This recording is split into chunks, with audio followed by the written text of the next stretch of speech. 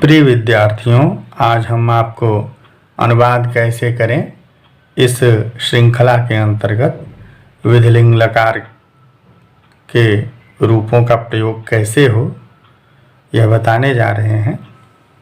तो सबसे पहले आपको यह बता दें कि विधिलिंग लकार का रूप कैसे चलता है। उदाहरण के लिए पठ धातु का रूप विधिलिंग लकार में होता है। पठेत पठेताम पठेयुः, पठेः पठेतम पठेत, पठेयम पठेव पठेम। अब आपको यह जान लेना चाहिए कि विधिलिंग लकार किन किन अर्थों में प्रयुक्त होता है। तो विधिलिंग लकार चाहिए के अर्थ में, अनुमति अर्थ में, उपदेश अर्थ में और संभावना के अर्थ में प्रयुक्त होता है। तो आज का अनुवाद देखते हैं। तो पहला वाक्य है उसे घर जाना चाहिए। यहाँ जाना चाहिए इस क्रिया का कर्ता है उसे। उसे का अर्थ वह है। हिंदी की प्रकृति के अनुसार जो वाक्य योजना होती है उसमें वह को उसे हो जाता है यहाँ वाक्य में चाहिए लगने पर, इसलिए उसे यहाँ करता है तो कर्ता में प्रथमा एक वचन होगा। तो उसे अर्थात वह का प्रथमा एक वचन में तद शब्द का रूप चलता है और प्रथमा एक वचन में सह होता है। फिर जाने की क्रिया का कर्म है घर। तो घर में कर्म में द्वितीया विभक्ति होती है। घर के लिए संस्कृत में शब्द होता है गृह। आकारांत नपुंसक लिंग शब्द है। इसका रूप चलता है गृहम गृहे गृहाणि, गृहम गृहे गृहाणि। तो कर्म में द्वितीया एक वचन में रूप होगा गृहम, सह गृहम। और जाना चाहिए क्योंकि यह विध्यर्थक है, चाहिए के अर्थ में प्रयोग हुआ है। तो यहाँ पर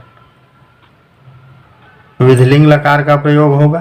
क्योंकि कर्ता प्रथम पुरुष एक वचन का है तो क्रिया भी विधिलिंग लकार प्रथम पुरुष एक वचन की होगी। जाने के लिए गम धातु का रूप चलता है विधिलिंग लकार में गच्छेत गच्छेताम गच्छेयुः।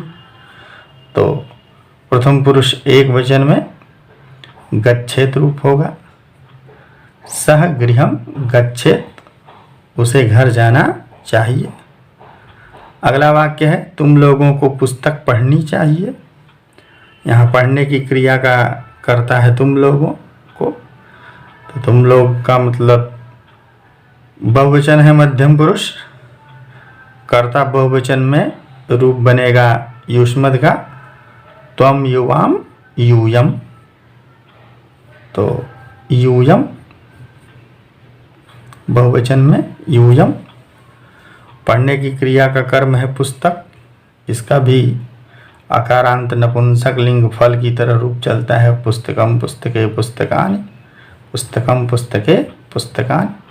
तो कर्म में द्वितीया होने के कारण द्वितीया एक वचन में रूप होगा पुस्तकम, यूयम पुस्तकम। पढ़नी चाहिए क्योंकि कर्ता यहाँ मध्यम पुरुष बहुवचन है तो क्रिया भी मध्यम पुरुष बहुवचन की होगी। विधिलिंग लकार में चाहिए अर्थ है इसलिए मध्यम पुरुष बहुवचन में रूप होगा पठेः पठेतम पठेत।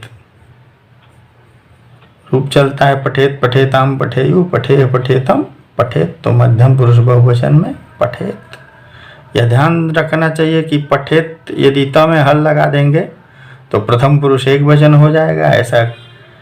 ऐसी गलती कभी न करें जहाँ मध्यम पुरुष बहुवचन हो तो त में हल का चिन्ह न लगाएं, इसे हलंत न करें। यूयम पुस्तकम पठेत, तुम लोगों को पुस्तक पढ़नी चाहिए। अगला वाक्य है यदि लड़के जाएं तो तुम भी चले जाना। यहाँ पर यदि लड़के जाएं इस प्रकार का संभावना अर्थ आता है। तो संभावना अर्थ में भी विधिलिंग लकार का प्रयोग होता है, इसलिए यह वाक्य रखा गया है। तो हम इस वाक्य का अनुवाद बनाएंगे। यदि का अव्यय यदि प्रयोग ही करेंगे।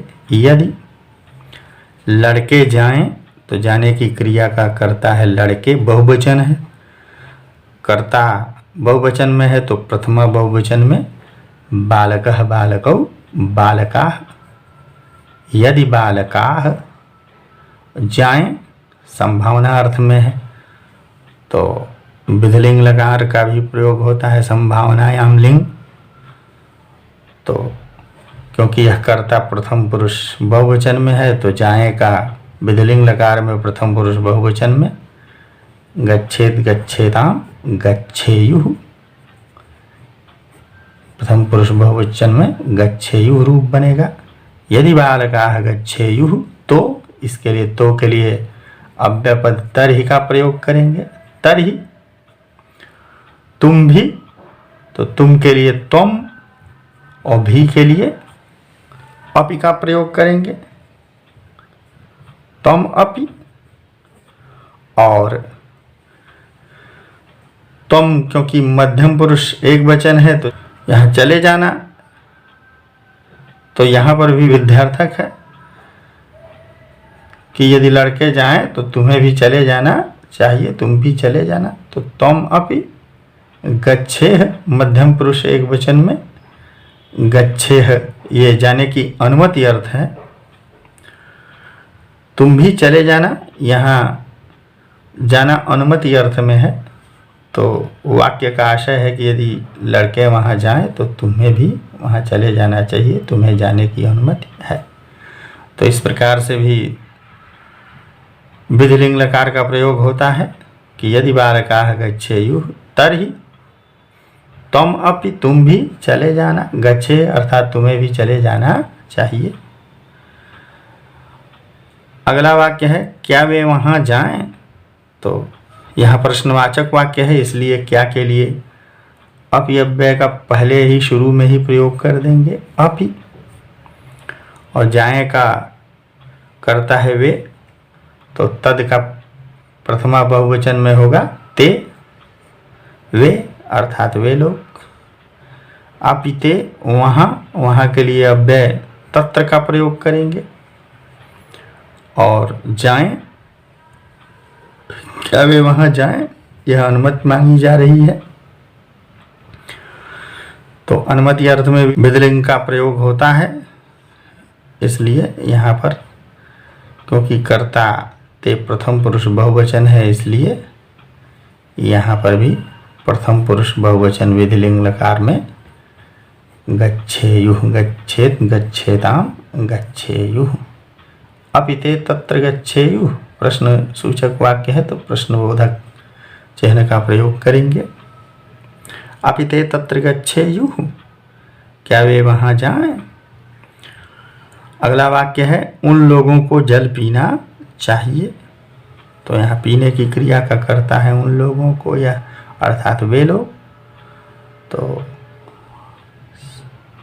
तद का प्रथमा बहुवचन में ते रूप होगा।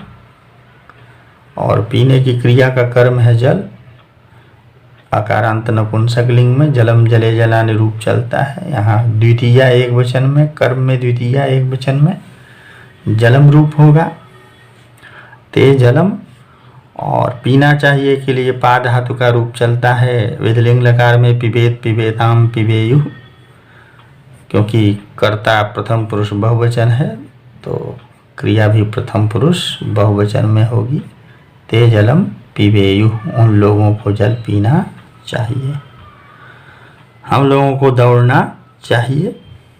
तो यहाँ दौड़ने की क्रिया का करता है हम लोग। हम लोग के लिए संस्कृत में अस्मद का रूप प्रथमा बहुवचन में होगा अहम आवाम वयम। वयम का अर्थ होता है हम लोग, वयम। और दौड़ना चाहिए तो धाव धातु का रूप चलता है विधिलिंग लकार में।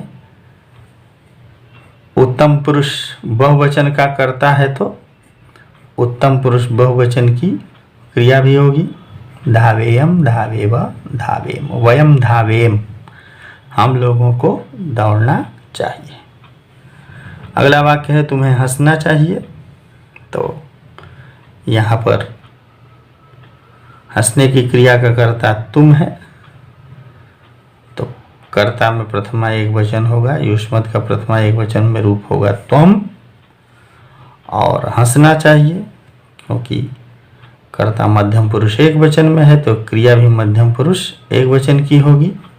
हसेह, हसेत हसेताम हसेयु, हसेह मध्यम पुरुष एक वचन में, हसेह तुम्हें हंसना चाहिए।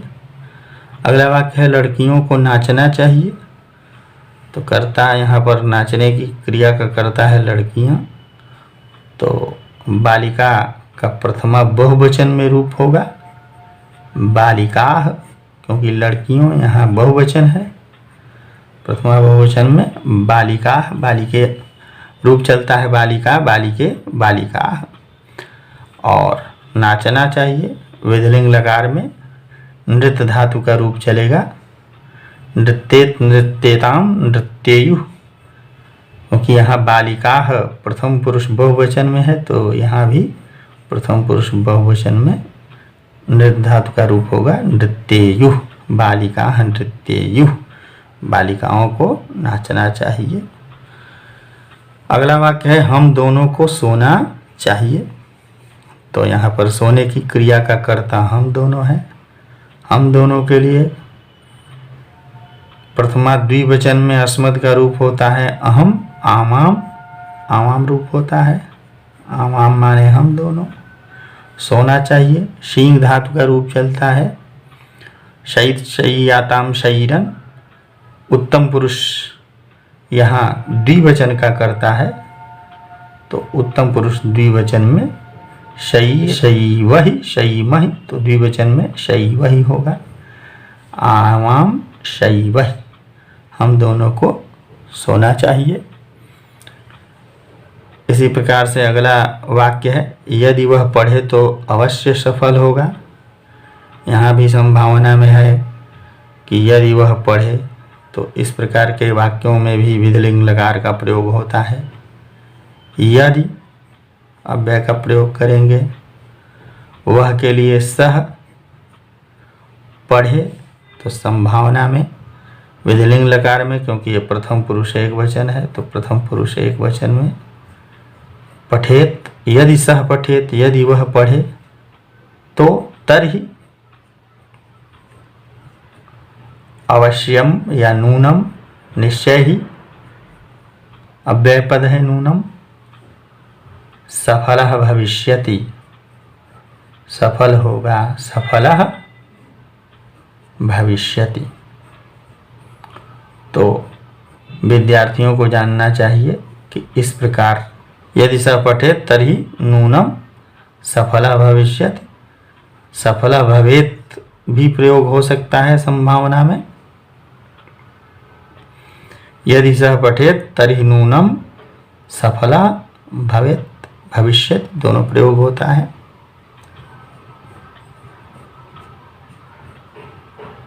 दोनों में से किसी एक का प्रयोग किया जा सकता है। हमेशा सत्य बोलना चाहिए, तो हमेशा के लिए अव्यय पद का प्रयोग करेंगे सदा। सत्य को बोलना चाहिए, यहाँ बोलना चाहिए का कर्म है सत्य, तो सत्यम बोलना चाहिए। वदेत, यद्यपि यहाँ